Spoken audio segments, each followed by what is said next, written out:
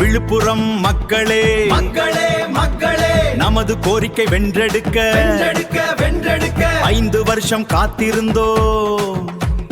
ஜனநாயக வாக்களிக்க வருகின்றது தேர்தல் தானே நம் உரிமை நமக்காக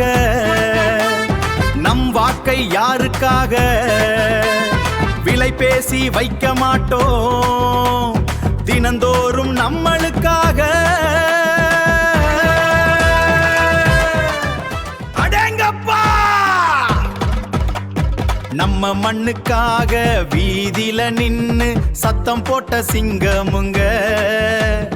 இதில் இறங்கி போராடிய நம்ம தோழர் பாலமுருகனுக்கு வாக்களிப்போம் வாக்களிப்போம்